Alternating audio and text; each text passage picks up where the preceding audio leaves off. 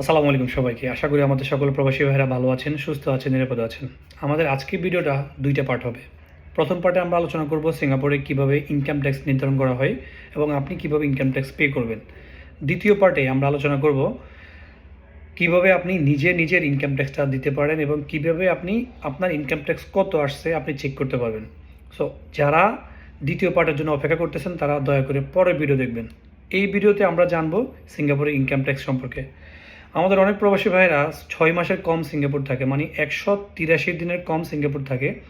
যত টাকাই তাদের ইনকাম হোক তাদেরকে ইনকাম ট্যাক্স দিতে হবে। ইনকামের 15%, 15% ইনকাম ট্যাক্স দিতে হবে।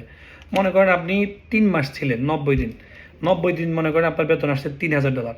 এই $3,000 আপনাকে 15% দিতে হবে। অলমোস্ট $450 আপনাকে ইনকাম ট্যাক্স দিতে হবে। এই কারণে অনেক প্রবাসী ভাইরা কম বেতন থাকার পরেও ইনকাম ট্যাক্স দিতে হয়।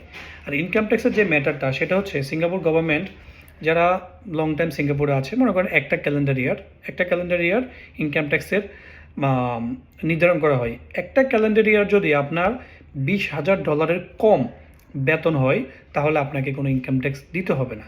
কিন্তু $20,000 বেশি যদি আপনার ইনকাম হয় তাহলে আপনাকে একটা নির্দিষ্ট পরিমাণের ইনকাম ট্যাক্স দিতে হবে। আমি ভিডিওতে স্ক্রল করে দেখাবো কত ডলারের ইনকাম হলে আপনার কত ডলার বা কত পার্সেন্ট ইনকাম ট্যাক্স দিতে হবে। তো ইনকাম ট্যাক্স দেওয়ার সবচেয়ে সহজ নিয়ম হচ্ছে আপনি সরাসরি আপনার সিংপাস অ্যাকাউন্টে যাবেন। সিংপাস অ্যাকাউন্টে গিয়ে আপনার ইনকাম ট্যাক্সে ক্লিক করে আপনি সুন্দর মতো দেখবেন আপনার ইনকাম ট্যাক্স কত আসছে। অবশ্যই পে নাওর মাধ্যমে ইনকাম ট্যাক্স দেওয়ার চেষ্টা করবেন, তাহলে ইনকাম ট্যাক্সের পয়সা সহ আপনি দিতে পারবেন।